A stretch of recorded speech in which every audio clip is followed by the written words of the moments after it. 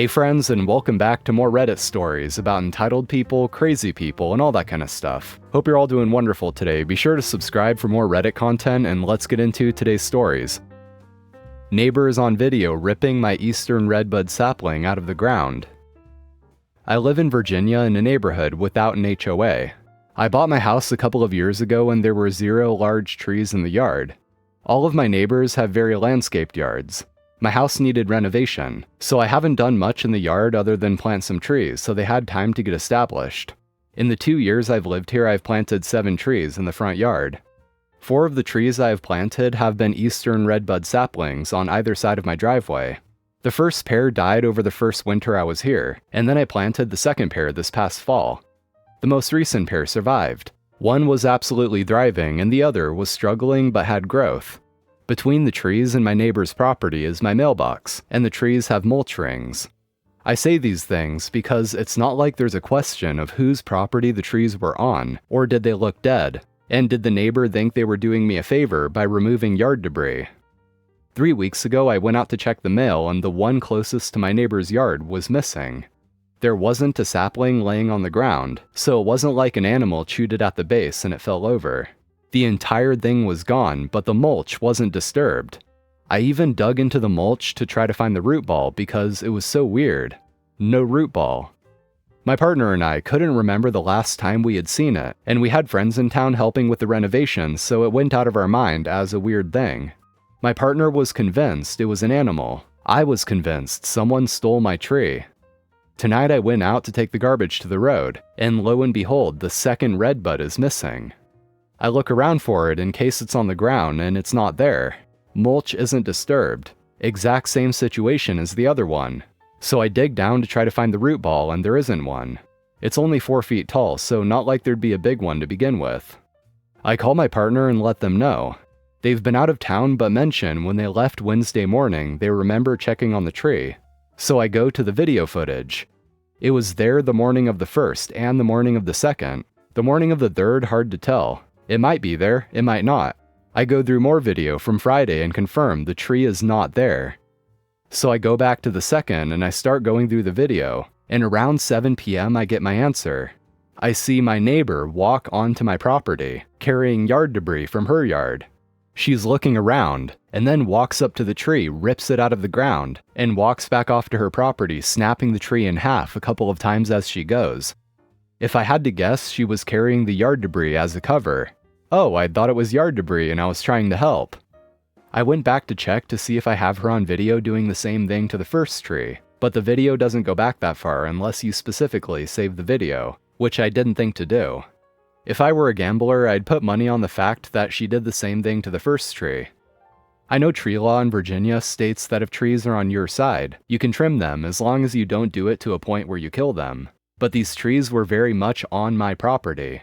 The tree that she killed recently, it was literally the tree, my driveway, a small stretch of yard, where the first tree was that went missing, my mailbox, and then the neighbor's yard. What is standard procedure here on addressing this with the neighbor? I don't want to get police involved for destruction of property, but at the same time, who comes onto someone's property and rips their trees out of the ground? Unrelated, my relationship with this neighbor has always been wonderful. Like I bake them pies and they give me things from their garden. We bring in packages for each other when FedEx inevitably delivers them to the wrong house. There was a windstorm in March that blew a tree from their neighbor's yard 2 houses down from me into their yard, and I went out with my chainsaw to help cut it up, so it just didn't sit. Update. Okay, so this will hopefully be the final update and there won't be any need to get motion-activated sprinklers involved. I'm not ruling them out if this ends up escalating after this post. Today I worked from my closet because it has a window that just so happens to overlook my neighbor's garden, and her car was in her driveway, so I knew she was home. Around 1 p.m. she made an appearance, so I went out to check the mail. I waved to her with a big smile and said hello. She said hello and we exchanged minor pleasantries. And then I segued into asking, "Oh hey, have you guys noticed if you've had anything stolen or vandalized in your yard?" "Oh no, not at all." "I'm glad to hear it. I've had 2 trees taken from my yard over the last 3 weeks." "What do you mean taken from your yard?" "Well, the 2 redbuds I had at the end of the driveway. They were saplings, and one was by the mailbox and the other was by the lamppost. The first disappeared about 3 weeks ago, and the second one disappeared sometime after Wednesday last week. No, we haven't had anything like that happen. That's great. Yeah, I don't know what happened. I'm going to check one of the cameras I have on the property in the next couple of days. It's pointed at the driveway, so it gets clear view of the trees and we'll be able to see what happened. Hopefully it's just animals or something, because if someone came onto my property and stole them, I'm going to have to get the police involved for theft. If I didn't have her attention before, I definitely had it at the last bit, because she started asking more clarifying questions about these missing trees. What kind of trees did you say? And where were they? How big were they?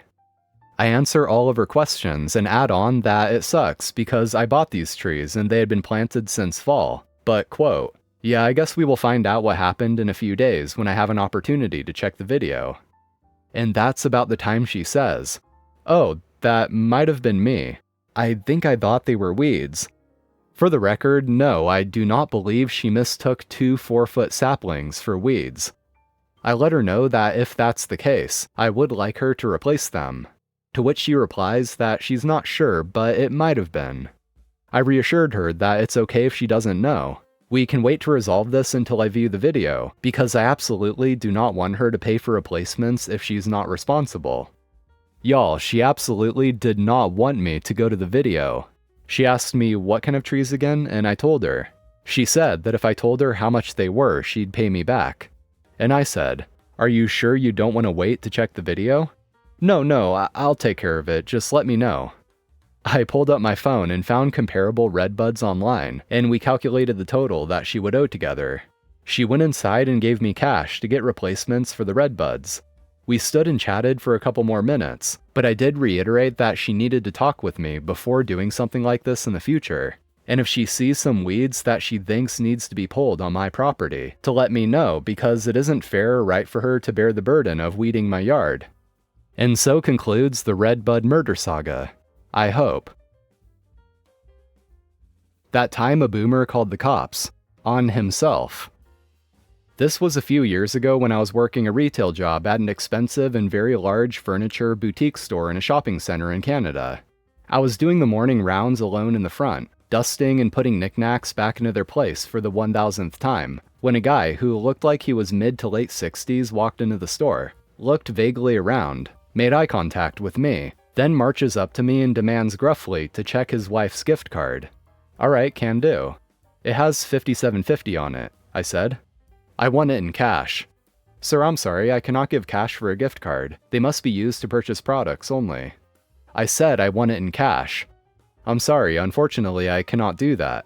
Perhaps your wife has a friend who would like to buy it from her, or maybe there is something here that she would like, or would like to keep as a gift for down the road. I want cash. Gift cards expire and I want cash now. I'm sorry, I really cannot do that. Our store doesn't allow it. But good news, gift cards no longer expire. It's been the law for a number of years now. You're stealing from me, I want my money. No, I'm sorry. That's not how that works. I literally can't. You're stealing from me. I'll call the cops. I want my money. By this time, I had moved strategically behind the big cashier desk in the store, a 20-foot long, 2-foot wide mammoth, where our phone was also located, as well as the 15-pound gold brass plated steel candelabras if I was forced to choose a method of defense. Unfortunately, my only coworker that morning was our shipping guy, who was doing inventory in our stockroom with headphones on, so he didn't hear any of this, and our stockroom door was too far away to be a safe option to run to. Sir, I'm sorry, I cannot help you with that. If you cannot find something here now, I suggest you come back with your wife, and perhaps she will be able to figure something out. You're stealing from me, I'm going to call the cops. I'm going to call the cops on you. This is going nowhere, so I call his bluff. Okay, I'm sorry you feel that way. Here's the phone. I put the phone on the counter and stepped back as far as I could, in case he tried to throw it at me. I played goalie and ball hockey for years, and was pretty sure I could catch or dodge it if he tried.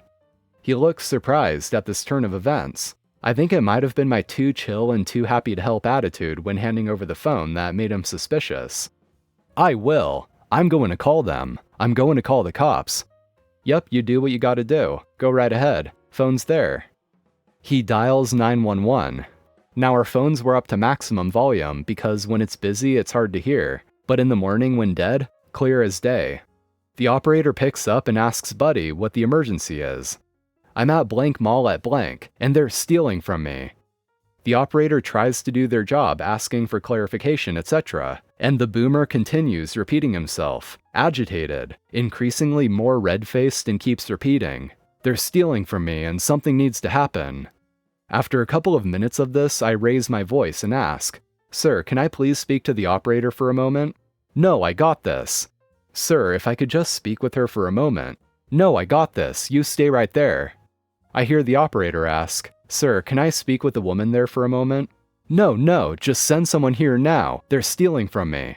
And he hangs up on the operator in the middle of her trying to get him to hand me the phone. He then proceeds to walk around the store, leaving the phone on a lounge in the middle of the store. Now, I'm not leaving from behind the desk, where it gives me more time and room to move if Buddy wants to try to get physical, and I know that they have likely sent a couple of cops on their way to check things out, so all I have to do is stay safe and wait.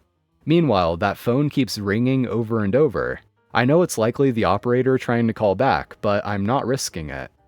It's been 3 to 5 minutes now, and the boomer has been walking around the store, vacillating between monologuing everything that is wrong about the world and yelling about being stolen from.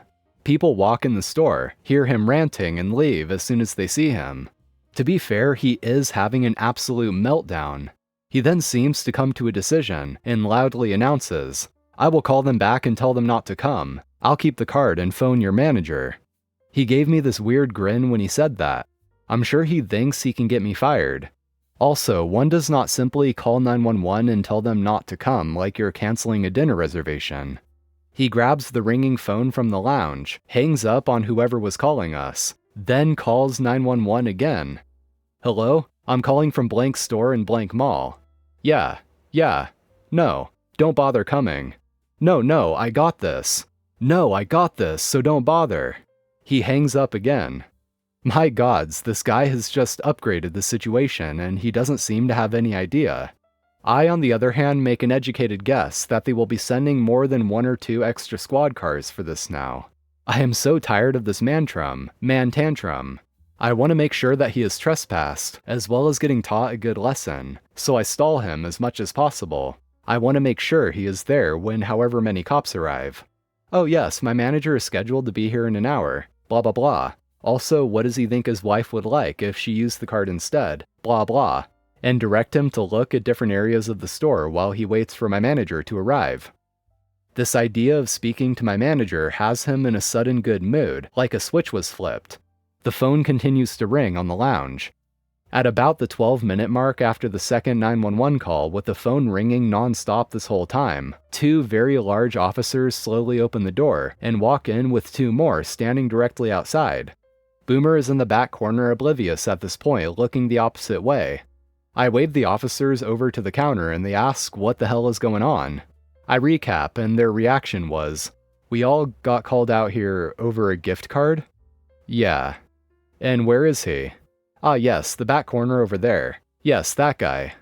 They start talking to him. Buddy starts getting agitated, yelling about what he was yelling about for what feels like years of my life now, as the cops look less and less impressed. And another pair of refrigerator-sized officers come in to escort the boomer out of the store. The whole time he is babbling on about how he's entitled to a refund, blah blah, how dare they, blah blah. Turns out there are 4 cars and 8 officers at my end of the shopping center, and a number of others at other entrances. They locked the whole mall down. Yes, he was absolutely trespassed, a 5-year ban from the whole shopping center. And why yes, he was also known to the police. They let us know that on the follow-up. I felt like a devil offering a deal when I gave him that phone, and it was glorious. This guy really did escalate this entire situation all on his own, too. OP basically didn't have to do anything. What's most amusing about this is the fact that him calling 911 and giving so few details about what was actually going on, but also acting so frantic and panicked about this, it just resulted in the police not knowing what to expect. So this could be a scary situation. Let's send the entire police force out there and lock down the entire mall. Nope, just a man-child throwing a tantrum over a gift card. Anyway guys, that's going to be all for today. Thank you for watching. Be sure to like and subscribe for more Reddit content. So I'm out of here, take care, and I'll see you next time.